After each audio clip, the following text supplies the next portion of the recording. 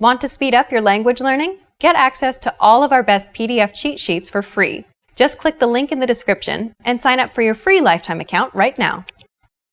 Hi everybody, welcome back to Ask Alisha, the weekly series where you ask me questions and I answer them. Maybe. Let's get to your first question this week. First question this week comes from Kavisha Samarasin. I hope I said your name right. Hi Kavisha.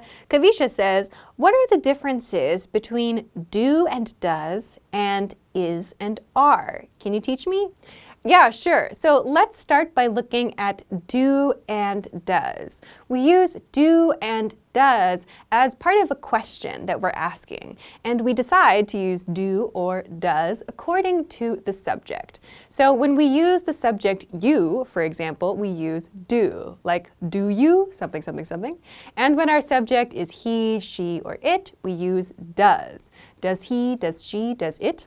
We can, of course, use other subjects with do as well. Do I, or do they, or do we? But for today's lesson, let's use you because it's a very easy example to use. So we can ask yes or no questions by putting do and does at the beginning of this question. For example, do you have a pen? Or does he have my wallet? We can ask these simple yes or no questions. We can also use do and does in information questions that begin with a WH question, like who, what, where, when, and so on. For example, what do you do means what is your job? Or what does he do means what is his job? So we use do and does as part of these different kinds of questions. So we have these simple yes-no questions where do and does come at the beginning of the question, and we have these information questions where these words come in the middle of the question. So the key here, though, is to remember that we use do with certain subjects, I, you, we, they, and we use does with other subjects, he, she, and it. So this is a quick introduction. I hope that that helps you understand the differences between do and does. So let's talk a little bit now about the differences between is and are.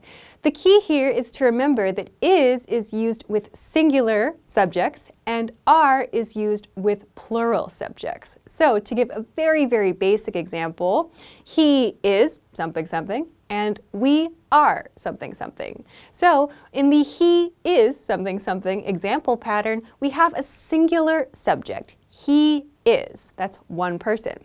In the we are pattern, we have we as the subject, which represents more than one person, so a plural subject, right? So we can expand this. We can use this in other ways too. So for example, 2 dogs are at the park. That's another way to make the subject plural. Or we could say 1 dog is at the park to make the subject singular. So the key here is that is used for singular subjects and are is used for plural subjects. Also keep in mind that these are used in present tense situations. If you want to make these past tense, we would use these as was and were. So I hope that this quick introduction helps you understand the differences between do and does and is and are. Thanks very much for the question. Okay, great. Let's move on to your next question. Next question comes from Matthew. Hi, Matthew. Matthew says, hi, Alisha. I'm from Peru and I'm 17 years old. I always watch your videos. Thank you. My question is, how can I improve my listening and how long does it take? I'm very good at grammar and other things, but sometimes I worry when I don't understand conversations. Yeah, sure. Let's talk about some ways that you can improve your listening skills. So I know that a lot of people, of course, want to listen to something to improve their listening skills. But like you said, it's sometimes really hard to catch all the words. If you're watching maybe a movie or like a YouTube video or something, sometimes you have subtitles, right? You have captions at the bottom of the screen so you can read what's being said, and that's really helpful, right? But what do you do if you're listening to like a podcast, for example, or maybe a news report? Those are kind of difficult situations because there's no captions, right? So what do? The thing that I recommend a lot for listening practice is to find materials that have a script. So sometimes you can find podcasts or other language learning materials that also have a script. So it's not just listening, but you have the option to listen and to read along. So this is really, really helpful for exactly the reason that you mentioned in your question. If you can't quite catch a word, or maybe there's a new expression or something like that, or maybe the way that the person speaks is kind of unique or something you haven't heard before, you can check the script and see what that person said. Like, what were the words that person used? And you can think about how that person, how that speaker connected words in a certain way. So you might be listening to something that has a kind of special dialect maybe, or they speak very, very uniquely, or maybe they have kind of a funny way of speaking, whatever that might be. If you have a script, you can check the script and that will tell you what the other person actually said, and you can kind of think about that, like, maybe it's different from the way you've heard that word pronounced in the past, or maybe that's a totally new word that you need to go and look up. So this can be a really great way to work on improving your ability to catch those new sounds and to hear how people link sounds together.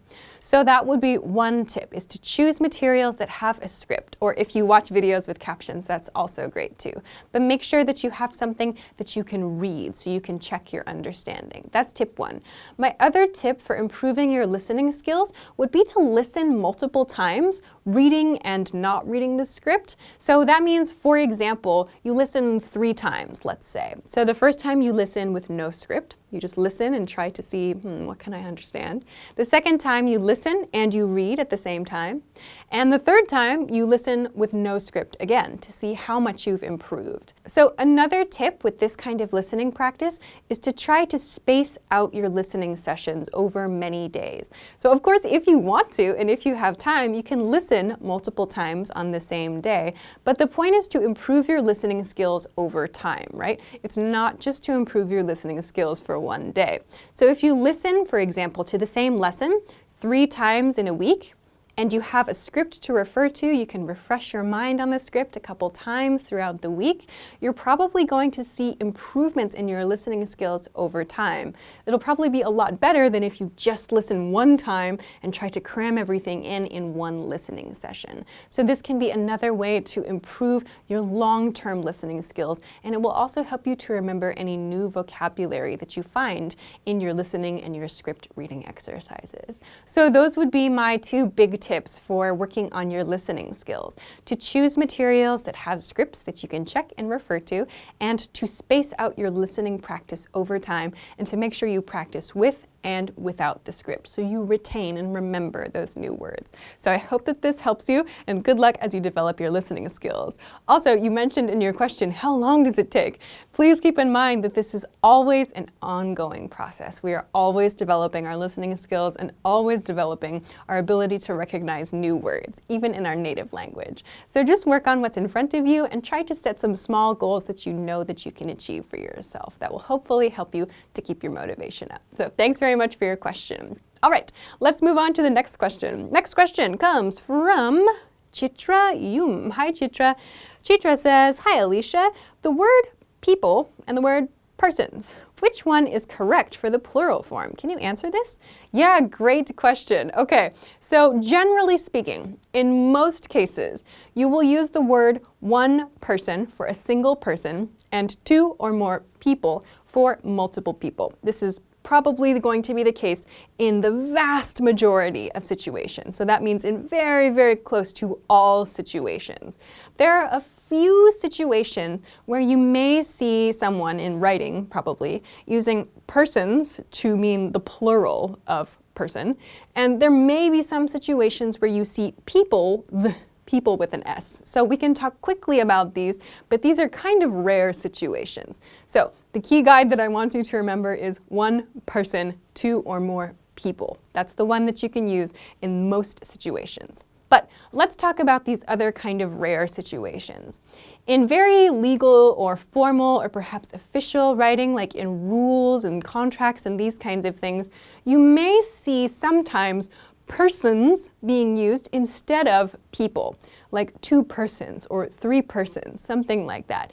You may see this choice used in those kinds of situations. We generally don't use this in everyday communication and everyday conversation.